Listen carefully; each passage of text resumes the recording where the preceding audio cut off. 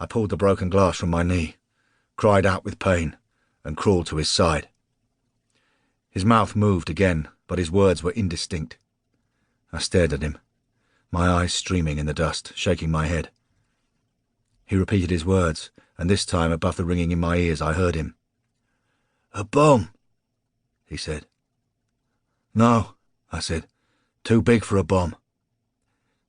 "My arm," he said. He was holding his arm, staring at it with confusion.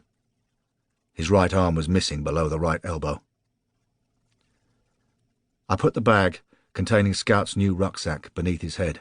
Then I took off my leather jacket, pulled off my T-shirt and tore it into 3 pieces. The security guard was trying to hold his injured arm in the air, using gravity to stem the flow. I nodded encouragement. "That's good," I said. People were slowly walking past us. They were not running. They were too dumbfounded to run. They staggered out of the swirling clouds of dust, some of them still carrying their shopping, too numb to drop it, too shocked to let go of their bags, as if none of this was possible.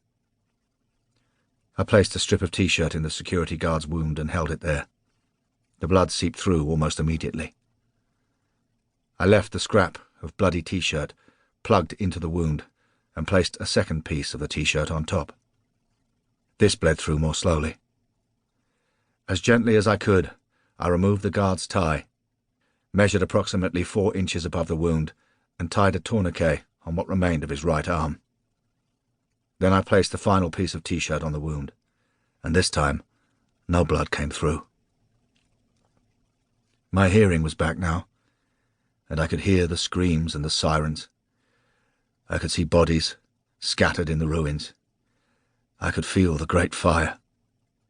The horror flooded over me and made it difficult to breathe. I thought of my daughter, and I didn't want to die.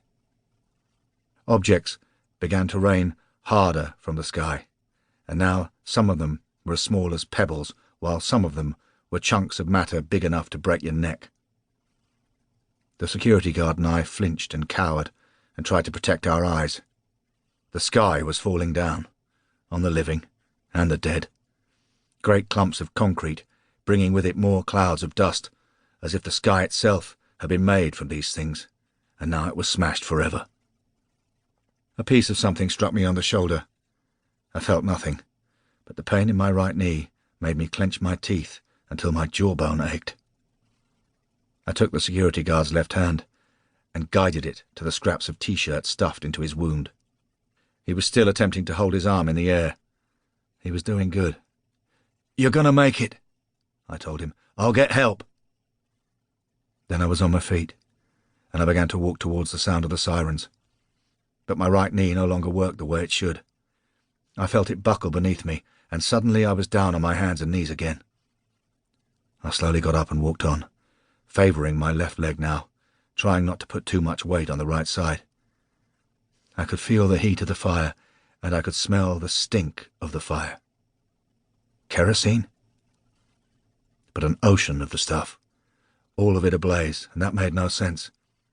Where would that much kerosene come from? A man in a business suit walked by carrying a bag from the Apple store, every inch of him coated in the grey dust that filled the hot, fetid atmosphere. I spat out some filth and took a deep breath, inhaling the burning air.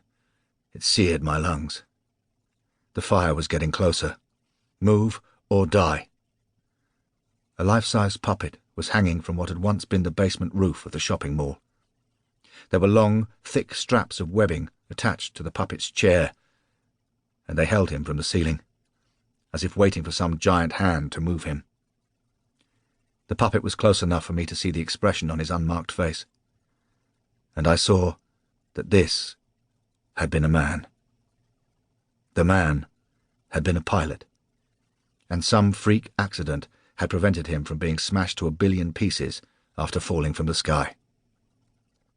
I had heard of this happening, but I had never believed it. But now I believed.